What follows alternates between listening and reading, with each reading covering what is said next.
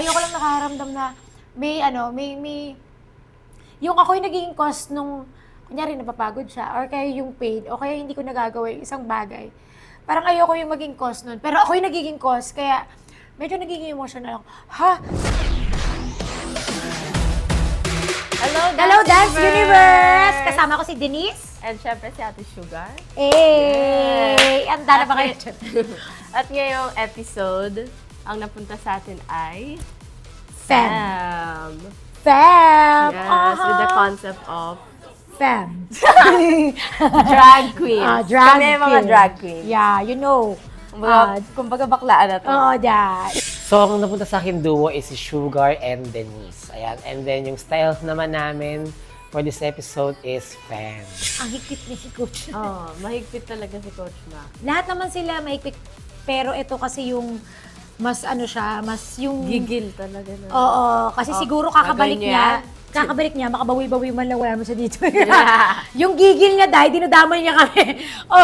Yung, syempre gusto niya, alam mo yun, lahat naman tayo gusto manalo, pero syempre doon na yung, kailangan, kapantay mo ng lakas si Denise, hindi pwedeng mahuhuli ka, pantay kayo, ganun ta. Syempre ako parang, alam ko naman yung kapasidad nila, di ba? Sige, sabihin na natin wala sa edad dyan, yes. Pero yung bilis ng utak sa rehearsal talaga, eto, kailangan talaga kung alam na ni Denise, alam ko na. So doon ako nang sa struggle na parang gusto ko sabihin, Coach, okay lang naman, kagalingan ko eh. Pero pwedeng yung a little bit of patience, pero dahil hindi ko uso kay Coach yun, ang niya, ipupush ka niya sa limit mo. Ang maganda naman doon, gusto ko yung Pagka-strict. ipapush niya yung lakas mo, yung hindi lang yan ang kaya mo, Sugar. Actually, yung rehearsal naman namin is okay naman siya, pero syempre, meron talaga nangyayari na hindi mo maipigilang papagsabihan yung dalawang duo. Kasi syempre, first, kailangan talaga natin ilaban if anong style yung napunta sa kanila. And then, hindi naman pwede lagi sila nagkakamali.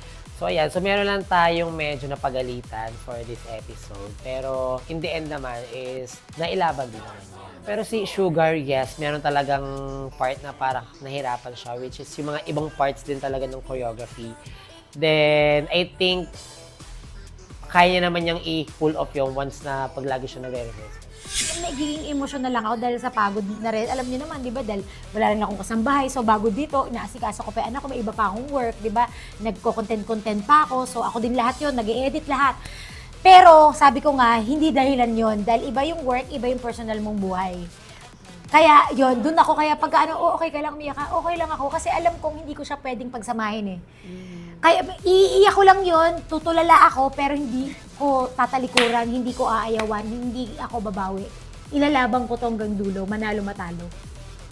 Diba? Ang dami sinasabi ng Sugar. Diba? Ang daming karanasan. Kasi nga, darating ka rin dyan. super hirap din talaga. Hindi mahirap din talaga. Alam niya yan, nakikita.